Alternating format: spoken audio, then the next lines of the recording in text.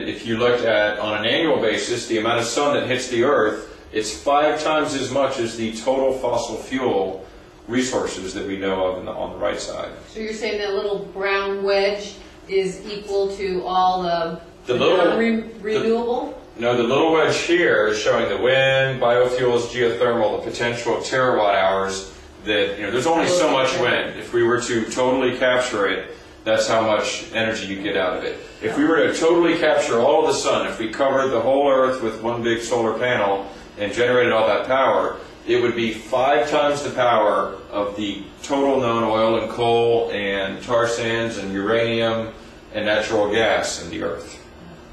Does that make sense now? Yeah, looks like more than that. Yeah, except of course you can't capture a fraction of that. Yeah, hard to quantify. I mean, realistically. So the potential of the energy from the sun is just huge. Right. Is what this is really saying. Understand? And you guys feel it when you go outside on a warm day and the sun, when it's a clear day, you feel the sun, winter or summer, of course more in the summer. So we got a few benefits, and I'll list them out because there's a lot, but pay attention because this is our longest slide and it's a really interesting one. It does reduce, if you put in a solar system, it does reduce your monthly electric bill, be it a hot water or a photovoltaic system. It's going to reduce your monthly bill, electric or gas bill. Immediately it reduces your carbon emissions also, greenhouse gas that causes global warming. Also reduces your use of ecologically damaging fossil fuels, which produces mercury emissions, sulfur dioxide, and nitrogen oxide emissions.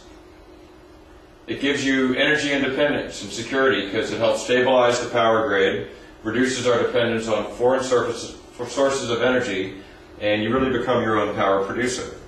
Really small energy power producer. It's great.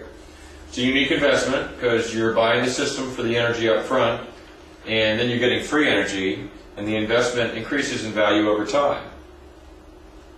You have a fixed price for your energy, which you can budget for exactly, protecting you from the full effect of utility rate hikes. So if you wanted to borrow, say, $8,000 to put in a hot water system and add it to your mortgage, you'd be able to budget for that added amount if you have a fixed rate mortgage on what it's going to cost you to pay back. But the utilities, the prices can keep going up. It increases the equity in your house without an increase in the property tax. They're not allowed to tax you more for property tax after you put one on. Each dollar in savings produced by an energy efficient home can raise the value by $20, and that value might go up as the energy prices go up. So definitely the energy efficient houses are starting to be more easily sold and more popular. Hearing that from the realtors. Savings are in pre-tax dollars, not after-tax dollars that you use to pay your utility bill. So you're really getting about $1.30 or so for every dollar. I've got the energy independence again here. We've got avoids the need for additional power plants by adding power to the grid with net metering during the peak periods of the day. Even solar thermal can reduce the loads at the peak period. If you're running your dishwasher or your laundry during the middle of the day, you're taking heat away, then taking power away that otherwise would be used because you're using the natural heat from the sun. And the same thing on producing electricity. When it's hot and they're running the AC and the grid's maxed out in the summer, that's when you're producing a whole lot of electricity. But isn't that with photoelectric, photovoltaic? That's with the photovoltaic. But the other one, you're not adding to the grid. Other than not using. You're using less electricity, but let's say you time your dishwasher to run at noon or 1 or 2 o'clock. During that time, you're not using power, which is when the grid can use that other power, and it's not needing to build another power plant for that max time. Make sense? Mm-hmm. So yeah, midday laundry and dishwashing is most efficient.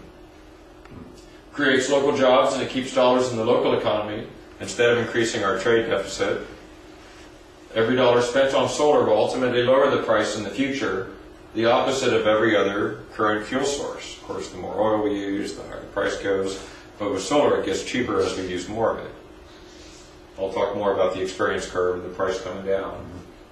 There's no lifestyle change necessary to add solar to heat your water or produce your electricity. You still get the hot water in the shower in the morning, and you still get electricity anytime you flip the switch.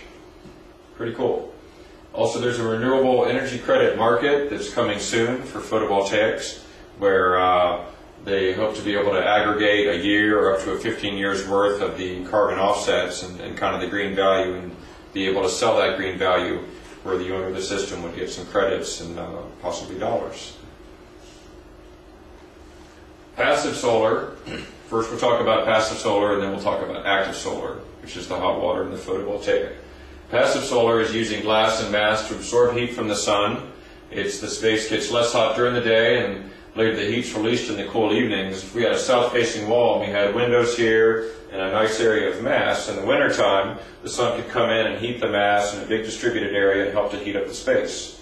And in the summertime, when the sun is higher, if you have a proper awning, then it prevents the sun from coming in and heating it up, so you're using some shading so you don't get so hot in the summer.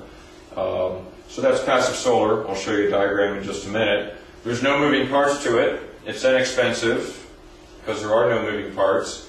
You can even reflect light if this was white or opaque further into the structure to another wall of mass and collect a whole bunch of heat further back into your house or building.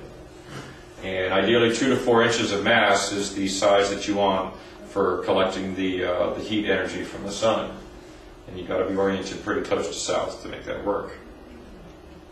So here's our little diagram showing the south side over here, and the low winter sun being able to come in and heat the thermal mass on the bottom. And the bigger the area you have, the more distributed the heat's going to be.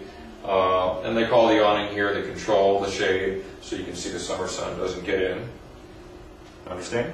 So basically the floor is your mass. Yeah, the floor is your collector. Yeah. Okay. Exactly. And the neat thing is also about passive is that the house doesn't heat up as much because the floor is absorbing the heat. So during the day you're getting that benefit of collecting that heat, and then at night it's going to be releasing that heat. So it really helps to maintain the temperature of your house more like this as opposed to more like this. So there's 2 types of active solar energy systems, and they are solar thermal, which is the hot water for heating hot water. The radiant heat from the sun is captured to heat water or a glycol mix, which is a food additive, as it flows across a dark heat-absorbing surface. It's recently started to be used a little bit for air conditioning. Photovoltaics, or electricity generating, using the light from the sun to release electrons in a silicone-based photovoltaic cell collected in a loop to produce DC power. Understand the difference? Great. The experience curve I talked about for photovoltaics, which is the more expensive of the two, is something similar to computers, where the price comes down as they start to make more of them and there's more of them out being distributed. If you look at PV, the price has gone from $32 a watt to $4 a watt, a 90% drop, dropping an average of about 50% each decade to reach that point over the last 25, 30 years. And they're predicting a continued experience curve of dropping a price 18% for every doubling in production.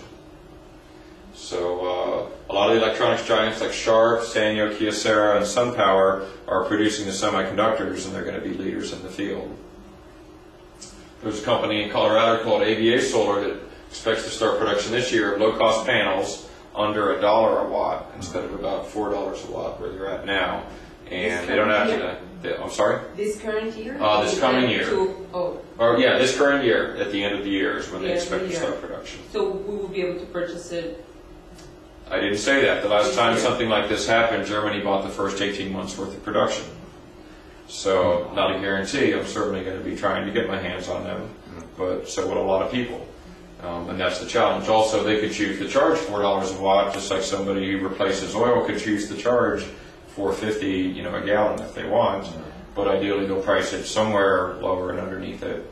And hopefully, they'll be able to actually do it for $1 a watt and pass those savings on to customers. It's a continuous process for the manufacturing, so it's not somebody finishing with the hand solder, which I've actually seen that they have to do to finish the panels currently. It's it goes through a big machine now, it comes out the other side, and it's ready to go. So grid parity for PV is compared to coal-fired electric is predicted in an average of 3 to 7 years. We've already passed grid parity in Hawaii, California, Germany, Japan. What do you mean by that? That the price that you would pay for photovoltaics will be essentially the same as the price that you'd be paying for Virginia Power, or that the system you put on would pay back in a short period of time, like 5 to 7 years.